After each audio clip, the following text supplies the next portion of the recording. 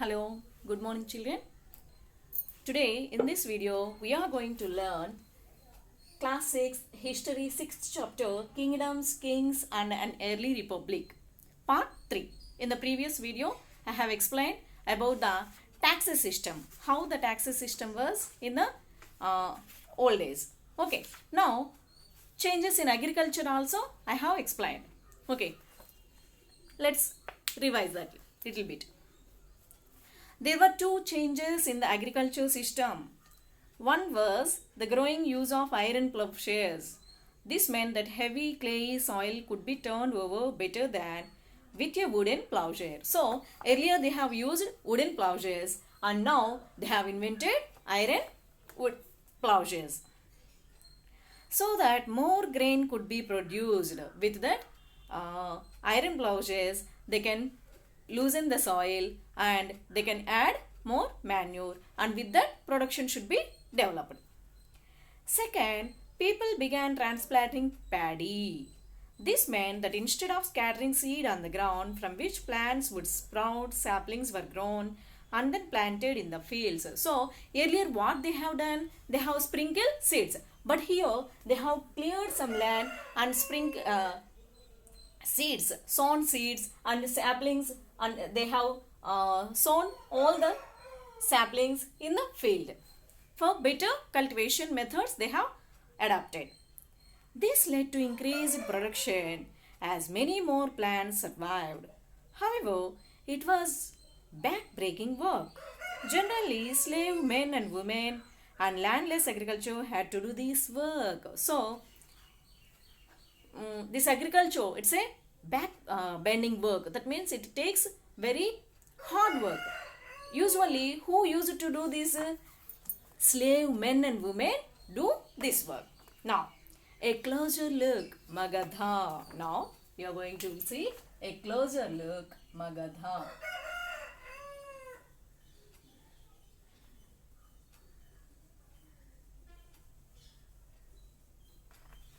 Okay, that means here they have given one example how this agriculture has been done in this Magadha kingdom. Okay, one more two examples they have given. First kingdom was Magadha. Let's see how the agriculture has been done in this Magadha kingdom. Find Magadha on map 4, page number 57. I will show you children. See, this is the map. Okay, in this Magadha. Okay, here you can see this. This is Magadha. Okay. In this kingdom, how they have done? Let's see. Magadha became the most important Mahajanapada in about 200 years. Many rivers such as the Ganga and Son flowed through Magadha. So, in this Magadha kingdom, two rivers flowed. What are they? Son and Son. And the second one is Ganga. Ganga and Son. These two rivers flown in this Magadha kingdom. Because why they have Magadha, it developed. But here why they have mentioned these two rivers? Because wherever the rivers will flow, then agriculture, all the types of development will be there. So that's why for that introduction they have explained that these Son and Ganga and Son rivers flowed in this kingdom, Magadha. This was important for transport, water supply, making the land fertile. So through these two rivers, what were possible? Transport,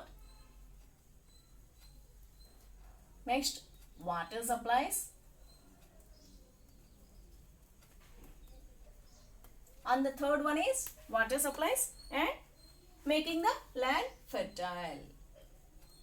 Making the land fertile. Okay, these three were possible with the rivers only. Parts of Magadha were forested. Elephants which lived in the forest could be captured and trained for the army. So, whatever, in this Magadha kingdom there were forests also. In those forests, what these people have done, they have captured the elephants. they have captured elephants and they have used them and they have trained them for army. They have trained for army. What they have, for whom they have given train? Elephants. For elephants they have given training for the purpose of army. Forests also provided wood for building houses, carts and chariots. So from the forest, you know how many types of forest produce we will get and what were the uses of forest you have learnt in previous lessons. Besides, there were iron ore mines in the region that could be tapped to make strong tools and weapons.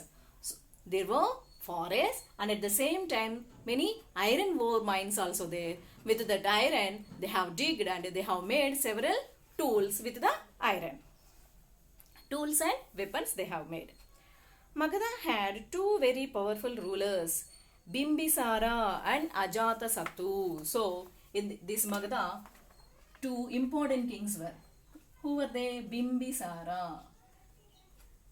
And the second one is Ajatasattu. Ajatasattu. These two famous kings were there. Okay, who were they? Bimbisara and Ajatasattu. Who used all possible means to conquer other Janapadas. So, what they have done? They have conquered many Janapadas to make their kingdom very big kingdom. Mahapadmananda was another important ruler. So, among with this, one more king's name was there. Who was he? I will tell you.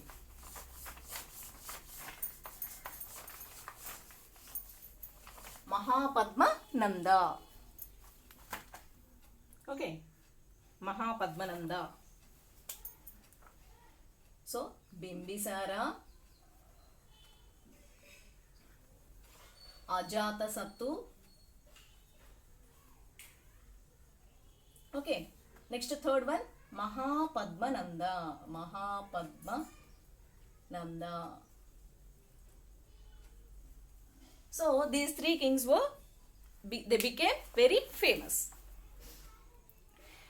Here Mahapadmananda extended his control up to the northwest part of the subcontinent. So he expanded his kingdom up to the northwest part.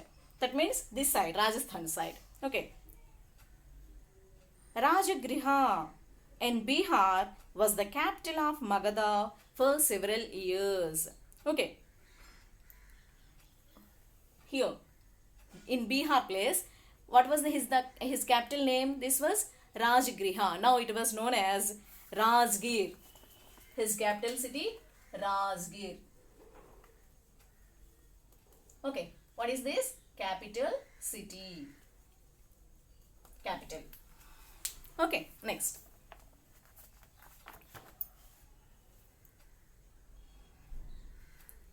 Later, the capital was shifted to Pataliputra. So, earlier, this Rajagriha was the capital to this Magadha kingdom. Later, this capital shifted to Pataliputra. Now, present day, it was known as Patna. Okay. In Panchatantra stories, you have learnt Magadha capital, it's a Pataliputra. Pataliputra. Now, present name is Patna. Bihar capital, Patna. Okay. More than 2300 years ago, a ruler named Alexander, who lived in Macedonia in Europe, wanted to become a world conqueror. Okay. Who was the emperor? Alexander. He wanted to conquer all the world. So, what he used to do? He used to invade other kingdoms. Of course, he didn't conquer the world, but did conquer parts of Egypt and West Asia and came to the Indian subcontinent. His dream was to become, whose dream? Alexander's dream, to conquer the world. Of course, it not happened, but he captured some kingdoms. Through that capture, he came to India also. and came to the Indian subcontinent, reaching up to the banks of the Beas River, up to the bank of the Beas River. Beas, Satluj, you know na already these names, Ganga, Son, Beas, Satluj, all these rivers which are flowing in our country. When he wanted to march further eastwards, his soldiers refused. So, up to he came to the bank of Beas River. When he wanted to move front, but his soldiers refused him. They stopped him. Why they have stopped? Let's see. They were scared, as they had heard that the rulers of India had vast armies of foot soldiers, chariots and elephants. Already his army, they have known about our Indian kings. What they have said, Indian kings are having a vast army, foot soldiers, chariots and elephants. They have big army power, Indian kings. So we can't defeat them. That was the opinion of the Alexander's soldiers. In what ways were these armies different from those described in the Rig Veda? In the Rig Veda, they have explained about some soldiers, army power. But what is the here?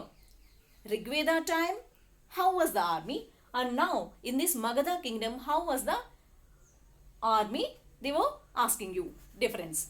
You have to find out that. So, this is about Magadha kingdom. Now, the second kingdom was Vazji. What is that? That is Vazji. Let's see.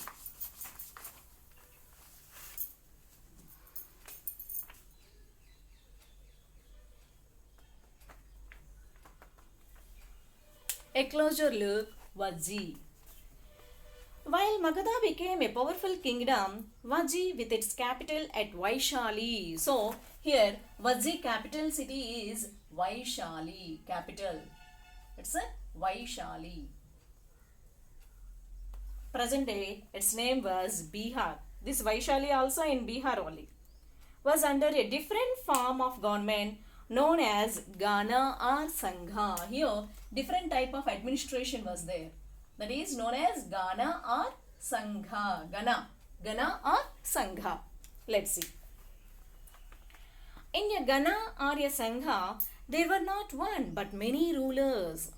Earlier, in Magadha kingdom, only one king. He used to conquer other kingdoms, other Janapadas. But here, in this Vazji kingdom, here there were many rulers.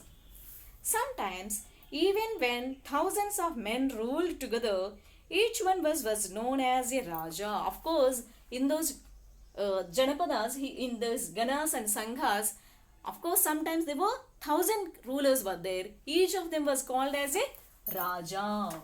Each of them was called as Raja. Main feature, what is the feature? 1,000, many. 1,000 are many rulers were there. Many rulers used to rule. Okay, that's very surprising. Yeah? Many rulers used to rule. And each one was known as Raja. Each one was known as Raja. These Rajas performed rituals together. They also met in assemblies and decided what had to be done and how through discussion and debate. So, all these Rajas, they sat together, they discussed the kingdom's matters and they have taken decisions all together. That is the unity of strength. Okay, with that unity, they have ruled those kingdoms. For example, if they were attacked by an enemy, they met to discuss what should be done to meet the threat.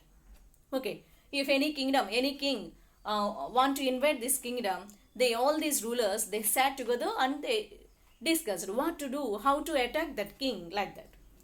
However, women, dasas and kammakaras could not participate in these assemblies. So, in previous days also, there also, in this kingdom also, women and dasas, they don't have any importance in these discussions. Both the Buddha and Mahavira belong to Ganas or Sanghas. So, during these kingdoms only, these Buddhas and Buddhism and Jainism, two religions came and they belongs to these kingdoms only. Some of the most vivid descriptions of life in the Sanghas can be found in Buddhist books. So, in these Sanghas, what were the morals they have followed? What were their descriptions, vivid descriptions of life? All those suktis, they will be found in these Buddhist books only about these Ganas and Sanghas. Okay.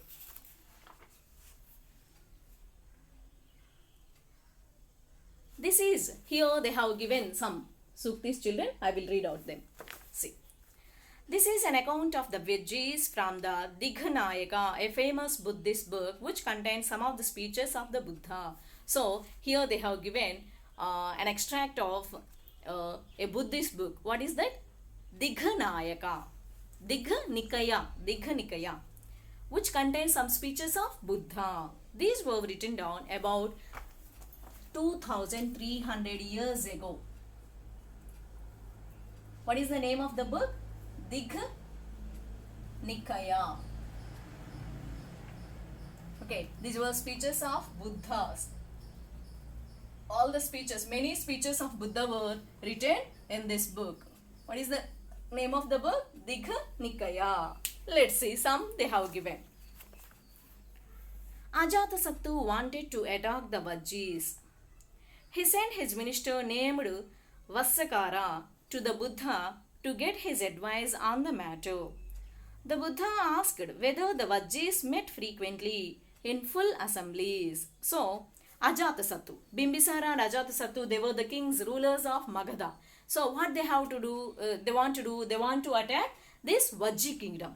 So, Ajatasattu sent his minister named Vassakara. What is the name of the minister? Vassakara. Vassakara, he was a minister. Who sent him? Ajatasattu. Ajatasattu sent his minister Vassakara to the Buddha to get his advice on the matter. So, before he wanted to attack that Vajji kingdom, Ajatasattu sent his minister to Buddha. The Buddha asked whether the Vajjis met frequently in full assemblies. So, by the time Buddha asked that ministers, you know already, Vajjas means Vajji kingdom. In Vajji kingdoms, Ganas and Sanghas, there were many rulers. They all used to meet in assemblies and they will discuss. So, Buddha also heard about that. That's why he asked this Vassakara whether they are meeting or not. When he heard that they did, he replied that the Vajjis would continue to prosper as long as. So, okay, if they are with unity, if they are meeting in assemblies, their kingdom will continue as long as. But there are some conditions. What were the conditions? These are very important, children, for any teamwork, for any success. You should follow this. Okay, what are they? They held full and frequent public assemblies. That means assemblies should be continued. Assemblies should be continued. Next one. They met and acted together. Met, that means interaction. Met and act together. That means together. They should be unite. Next. They followed established rules. That means following rules.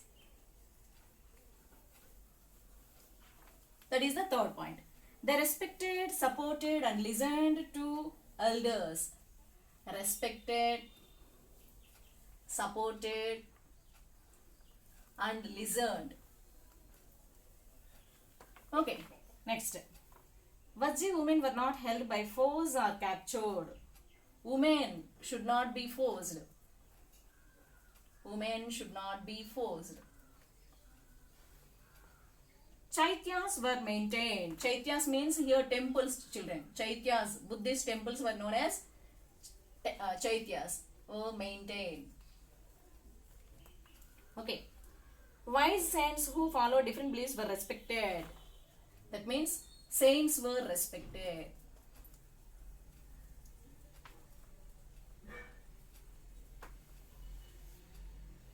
Wise saints and followed different beliefs were respected and allowed to enter and leave the country freely.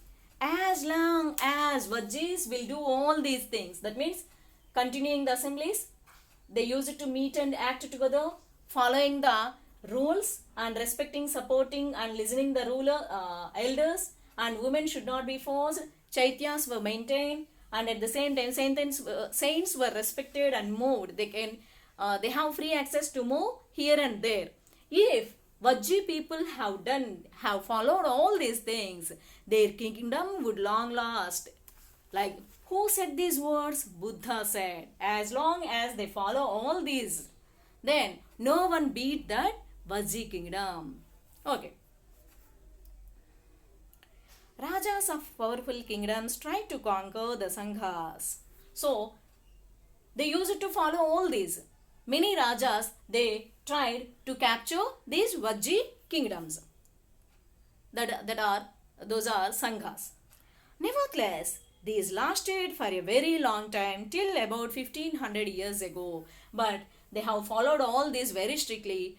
So, it was not happened for several years. Up to 1500 years ago, these Sanghas, they functioned full-fledgedly.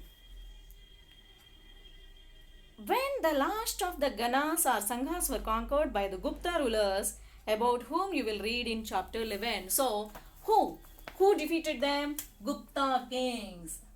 It was possible, it was done by Guptas. How they have captured these Vajjis and all those, you will learn in 11th chapter. So, what you have learned here, this following the rules, maintenance and all these things, and teamwork, unity, all these qualities made Vajji kingdoms a successful kingdoms. Okay. Now, I hope you understood, children. This is the lesson, Kingdoms, Kings and an Early Republic.